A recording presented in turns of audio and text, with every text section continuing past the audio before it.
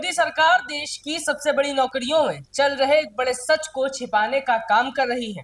क्या मोदी सरकार देश की सबसे बड़ी नौकरियों में चल रहे एक बड़े सच को छिपाने का काम कर रही है? क्या मोदी सरकार ये नहीं बताना चाहती कि अखिल भारतीय सेवाओं जिसमें आईएएस, आईपीएस, आईएफएस जैसी नौकरियां शामिल हैं, उन पदों पर बैठे अधिकारियों का जातिगत आंकड़ा क्या है? क्या मोदी सरकार अखिल भारतीय सेवाओं में मौजूद ओबीसी, एससी, एसटी अधिकारियों की संख्या छिपा रही है? और अगर इसका जवाब हाँ है, तो आखिर इसके पीछे की वजह क्या है? नमस्कार, मेरा नाम है दीपक वर्मा और आप देख रहे हैं तरुण मित्र। ये सारे सवाल संसद में सरकार से पूछे गए कुछ प्रश्नों और फिर उन प्रश्नों के उत्तर में सरकार द्वारा दी गई जानकारी पर खड़े हो रहे हैं। दरअसल सीपीआईएम के राज्यसभा सांसद जॉन ब्रिटास ने देश में आईएएस, आईपीएस और आईएफएस अधिकारियों के खाली पदों को लेकर केंद्र की मोदी सरकार से सवाल पूछा था। इसके अलावा उन्होंने ये भी पूछा था कि एससी, एसटी और ओबीसी का सेवावार और श्रेणीवार कुल प्रतिनिधित्व कितना है, जिसके जवाब में सरकार ने जो जानकारी दी उस पर विवाद खड़ा हुआ। आरोप लगा कि सरकार ने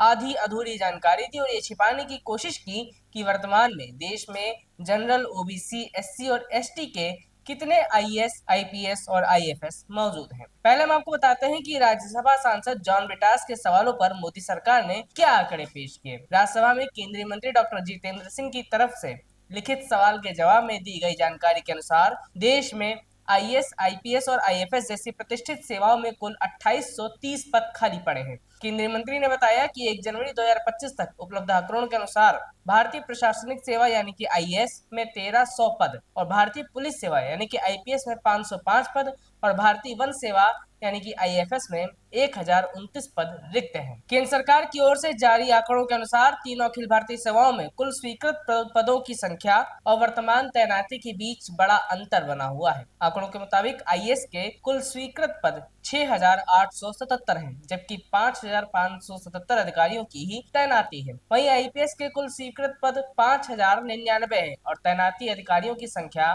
4594 ही है। इसी तरह आईएफएस के कुल स्वीकृत पद 3193 हैं और तैनात अधिकारी सिर्फ 2164 हैं। कैडरवार आंकड़ों के अनुसार भी कई राज्यों में अधिकारियों के पद खाली पड़े हैं, जैसा कि उत्तर प्रदेश में आईएएस के 652 स्वीकृत पदों में सिर्फ 571 अधिकारी ही तैनात हैं। मध्य प्रदेश में 459 स्वीकृत पदों के अनुसार केवल 391 अधिकारी ही कार्यरत हैं। वहीं महाराष्ट्र में 435 स्वीकृत पदों के मुकाबले 359 ही अधिकारी तैनात हैं और इसी तरह बिहार में भी आईएएस के 359 पद जो कि स्वीकृत हैं, उसके मुकाबले केवल 303 अधिकारी ही मौजूद हैं। ये तो थी पदों पर भर्तियों और रिक्तियों के सवाल पर सरकार द्वारा दी गई जानकारी। आइए अब उस आंकड़े पर आते हैं जिस पर विवाद खड़ा हुआ और सरकार पर डाटा छिपाने के आरोप लगे। दरअसल केंद्र सरकार ने ये जानकारी दी कि पिछले 5 वर्षों में यानी साल 2020 से 2024 के बीच अनुसूचित जाति, अनुसूचित जनजाति और अन्य पिछड़ा वर्ग के कितने अधिकारियों की सीधी भर्ती की गई। इन आंकड़ों में बताया गया कि साल 2020 से 2024 के बीच 245 ओबीसी, 135 एससी और 67 एसटी कैटेगरी के अभ्यर्थी आईएएस बने। तो वहीं आईपीएस के पद पर 255 ओबीसी, 141 एससी